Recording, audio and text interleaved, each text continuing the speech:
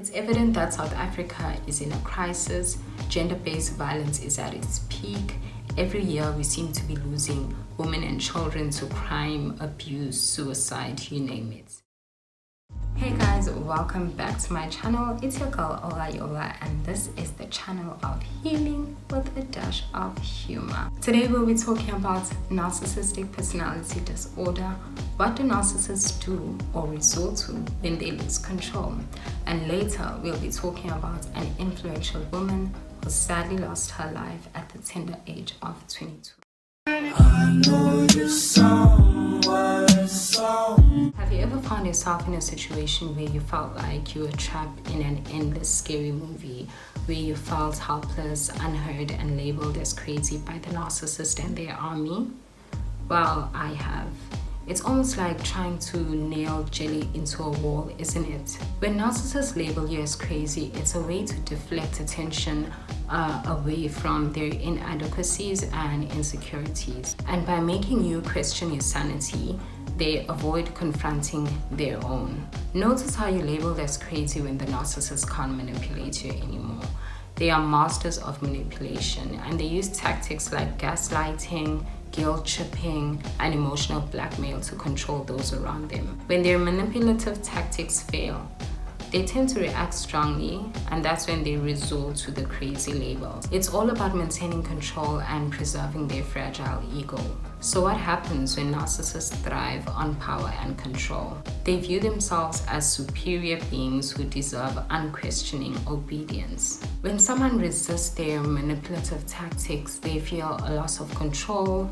They may resort to gaslighting, invalidating your feelings, and make you question your sanity. Calling you crazy is an attempt to undermine your confidence and making you doubt yourself. Narcissists have a very fragile self-esteem that requires constant validation, and if you resist their manipulative efforts, it's usually a blow to their ego. If you call them out on their crap, or if they suspect that you can see through their smoking mirrors, they'll turn everything around and say that it's you or it's others, or all of it is false and it's all nonsense. I've had narcissists tell me that they're honest, they're authentic, that I'm the one who's projecting, and I don't understand because I'm the one who is triggered. These people will do anything but accept reality and just be a decent person, yet they can play one quite well. It's important to have other people in your life who you can talk to and spend time with, because if you find yourself only interacting with a narcissist, then their ability to control you even becomes greater. They become your only source of reality, leaving you to fact check only against the same person who's manipulating you. Being in a relationship with a narcissist can be isolating on its own, but it can also further damage your mental health, and that can lead you to think that you are in fact going crazy. Moving on. Next, we'll be talking about an influential woman who sadly lost her life at the tender age of 22. Now, there's subjective truth and there's objective truth. Subjective truth is where it's a bit complicated and we need to know a little details, right? Objective truth, there's never an excuse to harm another human being. I remember scrolling through YouTube, and this was 3 years ago, when I came across this horrific video which continues to haunt me till this day. You gotta get away! Nobody's doing it! It's wrong, boy, relax, boy. You guys don't know what he's been doing to me! No,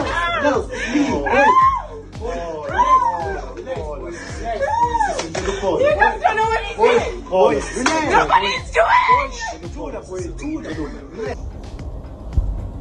Look at this. Look at all of this. Look at all of this.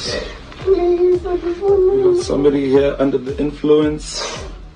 Tried to jump off the balcony. My eardrums are ringing. I think I burst my eardrum.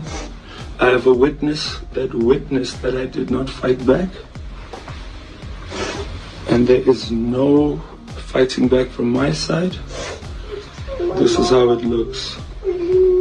So when we go to court, this is what I want people to see. Thank you. I can't tell you the context of this clip, but it is rumored to be one of the last videos taken of Anele just before tragedy struck. And listening to that, I don't know how anybody could have any other response other than tremendous empathy for her husband at the time, aka, and for her family and friends. Their relationship was rumored to have begun in early 2020 when a video of aka and Nelly surfaced on Twitter. Towards the end of January 2020, aka posted a picture of Nelly to his Instagram and fans speculated. On the 18th of February, aka tweeted, "The TMZ style video someone took of me while out for dinner the other night was probably one of the biggest favors someone did me. Thank you, whomever that was," with a purple heart emoji. In May 2020, aka posted a picture of him and Anele with her back turned to the camera. And a few days later, he posted another picture of him and her with the same black and white style captioned, "Cross my heart." On the month of July 2020, aka contracted COVID-19 and he said Anele was taking care of him. Came February 2021, Nelly and aka were engaged. A few weeks later, the traditional lobola, also known as the dowry, was paid to the Tembe family. They were in love and thriving. The couple even celebrated Easter together. On the weekend of the 10th of April, it was reported that aka had a gig in Cape Town and was accompanied by his fiancée and friends as they had done before. Just 2 weeks after her lobola was paid, it was reported that Nelly sadly fell to her death from the 10th floor of the Cape Town Pepper Club Hotel in the early hours of the 11th of April. Speculations about Nelly's death sent a buzz through South Africa. Nelly's father, prominent businessman Moses Tembe, clearly stated that she was not suicidal and that none of her family members would have associated her with suicide. And of course, a month prior her death, aka broke down a door to get to Anele.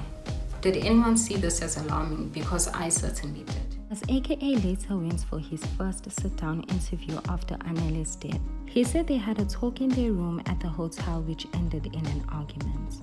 He said that the arguments continued into the early hours of the morning. He then decided to book himself in a separate room, hoping things would calm down. He said it got worse. She took off her ring and threw it at me. I came back to the room because I had taken her phone.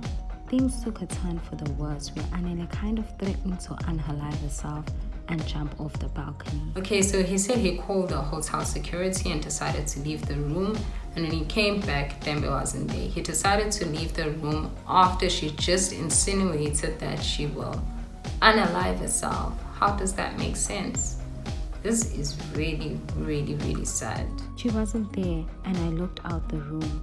I looked out the balcony and that's where she was, he said. When AK was asked whereabouts in the room were you, when it was said she jumped off the balcony, he said, and I quote, "The details are a bit blurry." This is sad. Rest in peace to Anele and to aka, who lost his life on the 10th of February 2023 outside a popular restaurant in Durban. 3 years after her passing, the Tembe family and former high school Durban Girls College have opened a library in her honor. Narcissistic personality disorder traits are highly common in our society and may be the stem to many lives lost. And I feel that learning more about it, being aware of it, could help save a life someday.